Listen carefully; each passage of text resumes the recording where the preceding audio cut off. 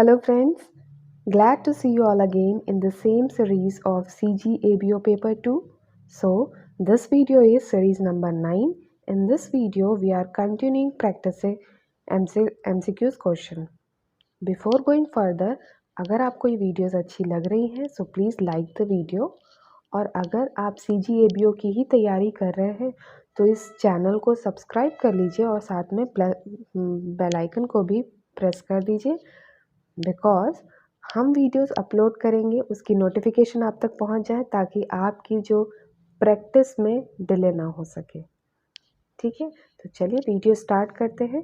सो हमारा first question है, शिक्षा का अधिकार के अंतर्गत कोई शिक्षक शिक्षिका ट्यूशन या प्राइवेट प्रशिक्षण क्रियाकलाप में स्वयं को लगा सकता है। देखिए, स्वयं को इन्वॉल्व नहीं करने की बात किस में कही गई थी? 28 में कही गई थी। 28 में कहा गया था कि आपको प्राइवेट, वो भी ये कहा गया था सरकारी टीचर्स को, है ना, गवर्नमेंट टीचर्स को इन सब में इन्वॉल्व नहीं होना है। बट यहाँ पर क्वेश्चन ये पूछा गया है, प्राइवेट ट्यूशन्स या शिक्षण क्रियाकलापों में स्वयं को लगा सकता है, इसकी परमिशन किस में दी गई है? तो 27 में कहा गया है, जिसमें हमारा जनगणना नॉन टीचिंग वाले डिपार्टमेंट का था, जिसमें नॉन टीचिंग अगर ज़्यादा टीचर्स हैं तो वो, ये हमने ट्रिक बनाया था ज़्यादा टीचर्स वाला, लेकिन एक टीचर को नॉन टीचिंग एरियाज़ में भी इन्वॉल्व किया जा सकता है, जैसे जनगणना, आपात राहत और फिर निर्वाचन के टाइम पर। ये 3 पॉइंट थे। इसी में ही एक और पॉइंट ये आपका ऐड हो जाएगा कि प्राइवेट शिक्षा या प्राइवेट ट्यूशन्स वगैरह प्रोवाइड कराने के लिए अलाउ किया गया है, किया जा सकता है ना। लेकिन 28 में सरकारी टीचर्स की बात की गई थी, सरकारी टीचर्स प्राइवेट ट्यूशन्स नहीं पढ़ा सकते। ठीक है, 26 में क्या कहा गया था? याद होगा आपको, 26 में बताया गया था कोई भी वेकेंट प्लेस 10% से ज़्यादा, टीचर की वेकेंट प्लेस 10% से ज़्यादा खाली नहीं हो सकती। 29 में बोला गया था सिलेबस से रिलेटेड उन लोगों को 30 मार्क बनाना, है ना। कैसे? जब इन डेप्थ हम लोग सिलेबस कंप्लीट कर लेंगे तब की बात है। तो ये आप लोग का कवर अप हो गया।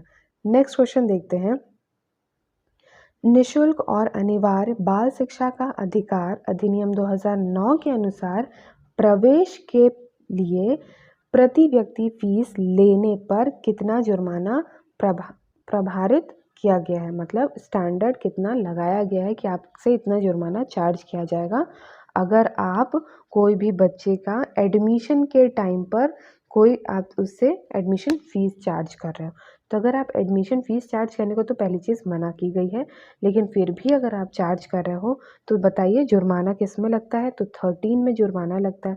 तो सेक्शन 13 में कहा गया है, और ये फ़ीस की जो बात है ये हमारा, इसमें जुर्माना कितना लगेगा? तो 10 गुना, फ़ीस के 10 गुना तक इसमें जुर्माना लगता है। तो आंसर क्या आएगा? 10 times of the fees of admission fees, जो भी एडमिशन के टाइम पे फ़ीस चार्ज की गई है। ठीक, नेक्स्ट क्वेश्चन देखते हैं। नेक्स्ट क्वेश्चन इज, निशुल्क और अनिवार्य बाल शिक्षा का अधिकार अधिनियम 2009 के अनुसार रोकने और निष्कासन का प्रतिषेध किस धारा में किया गया है? ये क्वेश्चन शायद रिपीटेड क्वेश्चन है, तो इसका आपको आंसर पता होगा। किस में एक बच्चे को कहा गया है कि इसको आप रोक नहीं सकते, है ना। कौन से ऐसा सेक्शन है जिसमें हम बोल सकते हैं कि जो प्रारंभिक शिक्षा है उसमें बच्चों को रोक नहीं सकते, फेल नहीं कर सकते, फेल नहीं कर सकते? सेक्शन 16 में कहा गया है। 16 से हमने कनेक्ट किया था 8+8, तो 1 to 8 तक की क्लासेस रहती हैं, और 1 to 8 तक की क्लास अगर एलिमेंट्री क्लासेस कहलाई जाती है, और उसमें किसी भी बच्चे को हम लोग बीच में ड्रॉप आउट नहीं कर सकते, उनको फेल नहीं कर सकते। ड्रॉप आउट तो मतलब बच्चे करते हैं, बट बच्चों को हम यहाँ से फेल नहीं कर सकते, उनको हम पास करना है। तो 1 to 8 क्लासेस, तो ये आपका आ जाएगा सेक्शन 16। एक बार और सारे रिवाइज कर लेते हैं। 12 में कहा गया है कि 25% हर एक स्कूल में 25% रिजर्वेशन दिया जाता है फॉर RTE सेक्शन के अकॉर्डिंग, उसमें बच्चों का एडमिशन कराया जाता है। 13 में जुर्माना अभी हमने बता दिया। 14 में एक बच्चा का जन्म हुआ है तो चारों ओर उसके जन्म से रिलेटेड लोगों को पता चल गया। तो 14 में क्या दिया था कि जन्म प्रमाण पत्र अगर नहीं रहता है तभी भी बच्चों के एडमिशन को या प्रवेश से उनका इनकार नहीं किया जा सकता। 15 भी 14 से ही रिलेटेड था कि अगर डेट ऑफ एडमिशन एक स्पेसिफिक बता दी गई है, उसके बाद भी अगर एडमिशन आ रहे हैं तो हम उनके एडमिशन से उनको इनकार नहीं कर सकते। ठीक, नेक्स्ट क्वेश्चन देखते हैं। अब ये क्वेश्चन है निशुल्क और अनिवार्य शिक्षा का बालक का अधिकार में शामिल है। क्या क्या अधिकार है, एक बालक को क्या क्या अधिकार दिए गए? प्रारंभिक शिक्षा पूरी होने तक विद्यालय में प्रवेश। हाँ, अगर उसकी प्रारंभिक शिक्षा 14 तक गिनी गई है तो 14 एज के पहले मतलब उसके प्रवेश पूर्व प्रारंभिक शिक्षा नहीं कंप्लीट हुई तो भी वो विद्यालय में प्रवेश कर सकता है। ठीक है, आयु के अनुसार समुचित कक्षा में प्रवेश, जितना भी उसकी एज है उस एज के अकॉर्डिंग वो हर एक क्लास में जाकर के अपनी प्रवेश ले सकता है, एडमिशन ले सकता है। जिस भी क्लास में उसकी एज के अकॉर्डिंग क्लास में एडमिशन ले सकता है। हाँ, ये सब बताया गया है सेक्शन 4 में, है ना। नेक्स्ट क्वेश्चन देखते हैं, मतलब नेक्स्ट सा क्या बता रहा है? विशेष प्रशिक्षण प्राप्त करने का अधिकार, मतलब एक बालक को भी प्रशिक्षण प्राप्त करने का अधिकार है। इससे पिछले वीडियोस में किस किस को मतलब यहाँ प्रशिक्षण से रिलेटेड ही क्वेश्चन आया था, बालकों को प्रशिक्षण कौन कौन देता है, तो ये उसमें था, तो ये भी इसका आंसर सही होगा। नेक्स्ट क्या क्वेश्चन पूछ रहा है? द प्रारंभिक शिक्षा प्राप्त करने के लिए स्थानांतरण का अधिकार। हाँ, ये सेक्शन 5 में आपका कहा गया, अगर आपकी एक स्कूल में प्रारंभिक शिक्षा पूरी नहीं हो पा रही किसी वजह से, या उसके में इतनी इंफ्रास्ट्रक्चर नहीं या उतनी क्लासेस नहीं है, तो उस बालक के पास इतना राइट है, इतना अधिकार है कि वो अपना टीसी ले सकता है और दूसरी जगह अपनी प्रारंभिक जो शिक्षा है उसको कंप्लीट कर सकता है, एलिमेंट्री एजुकेशन को कंप्लीट कर सकता है। तो इसका आंसर क्या आएगा? उपर्युक्त सभी, all of the above. Clear है। नेक्स्ट क्वेश्चन देखते हैं। निशुल्क और अनिवार्य बाल शिक्षा का अधिकार अधिनियम 2009 के अनुसार पाठ्यक्रम निर्धारण में किसे ध्यान रखना अनिवार्य आवश्यक नहीं है। मतलब यहाँ पर कौन कौन से ऐसे पॉइंट्स दिए हैं जिसको अगर हम ध्यान नहीं भी रखेंगे, पाठ्यक्रम निर्धारित मतलब जब पाठ्यक्रम सेट किया जाता है तब क्या क्या चीज़ें ध्यान रखना अनिवार्य नहीं, आवश्यक नहीं है। तो पहला है संवैधानिक मूल, मतलब जो हमारे संविधान में जो मूल दिए हैं, जो हमारे अधिकार दिए गए, वो मूल अधिकार या जो भी चीज़ें हैं वो उसको हार्म नहीं होना चाहिए, या वो सारी चीज़ें इसमें इन्वॉल्व होनी चाहिए पाठ्यक्रम में। हाँ, ठीक है, संविधान से रिलेटेड ठीक है। नेक्स्ट क्वेश्चन है, सॉरी नेक्स्ट पॉइंट है, बालक का सर्वांगीण विकास, मतलब सर्वांगीण मतलब यहाँ पर ओवरऑल डेवलपमेंट की बात की गई है। ठीक है, तो एक बालक का ओवरऑल डेवलपमेंट होना चाहिए, ऐसा सिलेबस बनाए, तो ये भी बात सही है। नेक्स्ट क्वेश्चन, नेक्स्ट पॉइंट है विद्यालय परिसर का विकास का विस्तार। विद्यालय परिसर, देखिए विद्यालय परिसर जो है वो हमारे स्कूल का इन्वायरमेंट की बात की जा रही है, तो उसके विस्तार हो रहा है कि नहीं हो रहा है, वो हमारे पाठ्यक्रम में उसमें कैसे निर्धारण किया जाएगा। तो इसका आंसर आएगा आपका सा। ठीक है, ये ही आएगा, आवश्यक नहीं है। तो ये नेक्स्ट दिखाया है शिक्षा का माध्यम। हाँ, माध्यम क्या आपका बताया गया था, मोस्ट प्रोबेबली कोशिश किया जाना चाहिए कि मदर टंग में ही वो पढ़ाया जा रहा हो। तो ये सारे इसके क्वेश्चंस ऑप्शंस हैं, तो आंसर आपको समझ में आ गया होगा सा, क्योंकि विद्यालय जो परिसर है उसका विस्तार इसमें सिलेबस में इंक्लूड नहीं किया जा सकता। ठीक है, उसका होना इसमें नहीं हो सकता, तो इसका आंसर आ जाएगा सा। नेक्स्ट देखते हैं, नेक्स्ट क्वेश्चन है कि आर्थिक रूप से वंचित वर्ग, जो भी आर्थिक रूप से मतलब जो फाइनेंशियली वीक है, उनको शिक्षित करने के लिए आवश्यक है, क्या क्या आवश्यक है? प्राथमिक शिक्षा निःशुल्क एवं अनिवार्य हो। हाँ, ये तो है। दूसरा, प्राथमिक स्तर के बालकों के लिए पुस्तकें निःशुल्क, है ना, वितरित की जाए। हाँ, ये भी सही है। थर्ड बता रहा है स्कूल में दोपहर के भोजन की व्यवस्था हो। मतलब इसमें अब आप कह सकते हैं द इसका आंसर होगा। उपयुक्त सभी, सारी चीज़ें इसमें इन्वॉल्व की जाएंगी। आर्थिक रूप से मतलब अगर वो फाइनेंशियली वीक है तो ये सारी फैसिलिटी उसको प्रोवाइड की जाएंगी। नेक्स्ट देखते हैं। नेक्स्ट क्वेश्चन है विद्यालय प्रबंध समिति मतलब स्कूल मैनेजमेंट कमेटी कौन से कर्तव्यों का पालन करेगी। तो उसके पास बहुत सारे कर्तव्य हैं, तो इनमें से कौन से कर्तव्य का वो पालन करती है। तो इसमें है विद्यालय के कार्य, जो भी कार्य कारण जो रहते हैं उसका मतलब जो भी क्रियाकलाप रहती है उन सब का मॉनिटरिंग करना। तो हाँ ये तो सही है। विकास योजना तैयार करना, हाँ ये हमारा 22 में दिया है, ये 21 में दिया है। ठीक है, तो ये इसमें आ जाएगा, ये भी काम करती है। अनुदानों का के उपयोग के मॉनिटर करना, तो ये भी आ जाएगा। मतलब आपका आंसर क्या आएगा, द आएगा। ठीक है, द मतलब ऑल ऑफ द अबव, है ना, उपयुक्त सभी, ये सारा इसका आंसर हो जाएगा। तो चलिए नेक्स्ट क्वेश्चन देखते हैं। नेक्स्ट क्वेश्चन ये कहता है शाला समय और कालांशों मतलब जो टाइम पीरियड रहता है क्लास का की अवधि 6 से 9 वर्ष आयु के बीच कितनी रहनी चाहिए।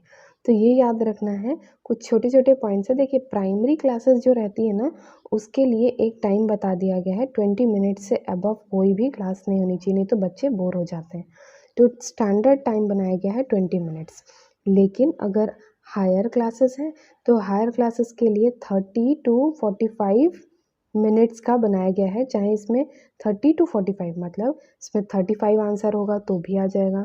ठीक है, तो 30 to 45 मिनट तक का एक अपर प्राइमरी के क्लासेस के लिए बनाया गया स्टैंडर्ड, और जो प्राइमरी क्लासेस रहती हैं उनके लिए 20 मिनट्स का स्टैंडर्ड बनाया गया।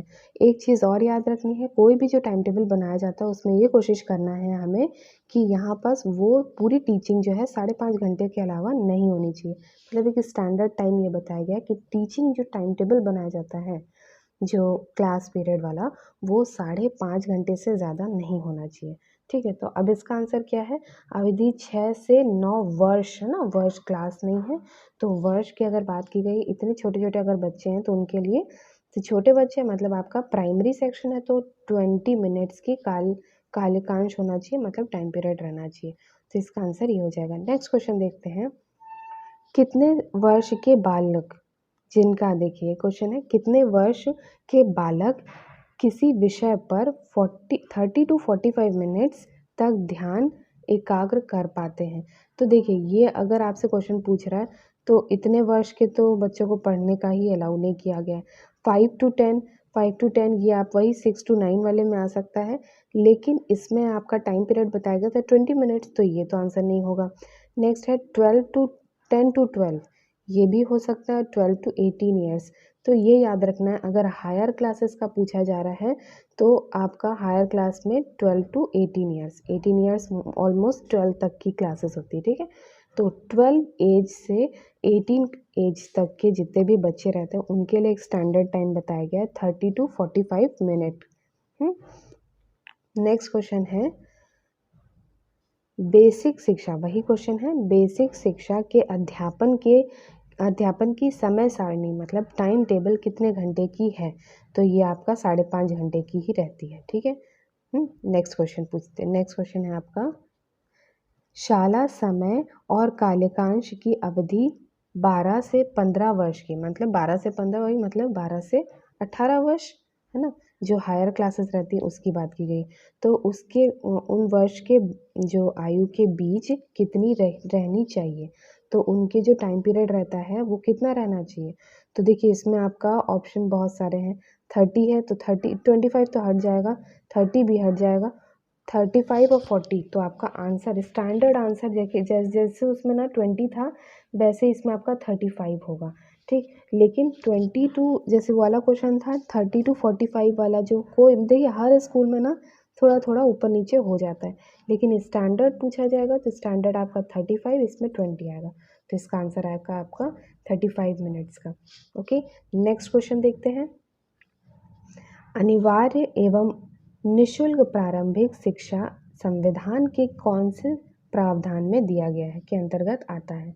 तो देखिए संविधान में जो हमारा शिक्षा से रिलेटेड है, निःशुल्क और शिक्षा, ये सब जो है ये आपका 21 में दिया है, 21A में दिया है, मतलब 21 में दिया है, 21 में दिया है कि अनिवार्य और निःशुल्क प्रारंभिक शिक्षा प्रोवाइड करानी चाहिए। संविधान में कौन से सेक्शन में दिया है?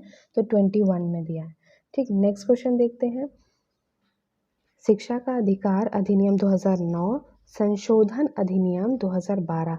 मतलब देखिए जो 2009 भी ऑलरेडी एक संशोधन किया हुआ, मतलब संशोधन बोल रहे हैं, एक एक्ट था, उसमें संशोधन किया गया है 2012 में। कोई भी चीज़ छूट गई होगी तो उसको 2012 में दोबारा से संशोधन किया गया है, और उसको उस पर क्या क्या क्या धाराएं, कितनी धाराएं दी गई हैं। तो देखिए टोटल धाराएं तो 1 to 38 ही होती हैं, लेकिन जब संशोधन कर दिया गया है तो मैक्सिमम कितनी हो गई हैं? 39 हो गई हैं। ठीक है, याद रखना है 39 धाराएं हो गई हैं। लेकिन अब 39th धारा है क्या, इसको याद कर लेते हैं। तो यहाँ पर हम 38 याद किए थे कि सेंट्रल और स्टेट दोनों को पावर दिया जाता है, पावर दिया जाता है, याद करिएगा पावर। ठीक है, पावर दिया गया है कि वो दोनों कुछ ना कुछ अमेंड कर सकती हैं। लेकिन अब 39 में क्या दिया गया है? सिर्फ और सिर्फ सेंट्रल को ये पावर दिया गया है कि कभी भी कोई भी प्रॉब्लम आती, कोई भी डिफ़िकल्टीज आती है, तो उसको रिमूव करने का पावर किसके हाथ में है? सेंट्रल गवर्नमेंट के हाथ में। 39 में ये दिया गया है। Hope it is clear. Next question देखते हैं। शिक्षा का अधिकार मौलिक अधिकार में शामिल कब किया गया? देखिए हमारा शिक्षा का अधिकार तो था, लेकिन ये मौलिक अधिकार में नहीं था। मौलिक अधिकार जो हमारे टोटल 7 मौलिक अधिकार हुआ करते थे, अब 6 हो गए हैं, जिसमें राइट टू प्रॉपर्टी एक्ट हटा दिया गया है। तो मौलिक अधिकारों में शिक्षा का अधिकार को कब इन्वॉल्व किया गया? मतलब शिक्षा भी एक हमारा मौलिक अधिकार है। तो ये 2002 में किया गया। ये हमने वीडियो में, स्टार्टिंग की वीडियोस में आपको कवर अप किया है, करवाया था। तो मौलिक अधिकार में कब इंक्लूड किया गया? तो 2002 में। नेक्स्ट और लास्ट क्वेश्चन देखते हैं। विद्यालय प्रबंधन समिति में माता पिता या संचालक सदस्यों की संख्या कितनी होनी चाहिए? तो ये हम लोगों ने ये जब हम लोग विद्यालय प्रबंधन समिति पढ़ रहे थे तो उसमें बताया था 75%, आपको याद होगा 75%, 100 का 75% मतलब 3/4। ठीक है, 3/4। इसको आप 75, अगर 75 भी याद है, 75/100 इसको आप क्रॉस करेंगे तो 3/4 ही आएगा। ठीक है, तो 3/4 एक माता पिता और संचालक जो भी संरक्षक रहते हैं, मतलब गार्जियन, उन सब का जो सदस्य, मतलब जो कमेटी बनाई जाती है उसमें कितने लोग माता पिता और संरक्षक वाले सदस्य में से, उस कैटेगरी में से आएंगे। तो 3/4 लोगों को माता पिता वाले कैटेगरी में से लिया जाता है। किसमें? जब कभी भी कमेटी बनाई जाती है, विद्यालय प्रबंधन कमेटी बनाई जाती है। तो ये आप लोग को क्लियर हो गया होगा। So thank you so much friends for continuing this series. और ये सारी वीडियोस आप लोग के लिए होप आगे जब आपका ये एग्ज़ाम आएगा तब ये बहुत फ्रूटफुल होगी आप लोगों के लिए। आप लोग इससे बहुत सारे MCQs पैटर्न पर क्वेश्चन सॉल्व भी कर सकते हैं। लेकिन अगर आप सीरीज़ फॉलो कर रहे हैं तो वीडियो सॉल्व करने से पहले, MCQs पैटर्न सॉल्व करने से पहले ट्रिक ज़रूर देख लीजिएगा, जिससे आपको याद नहीं करना पड़ेगा, आप इजीली सॉल्व कर लेंगे। सो बाय बाय।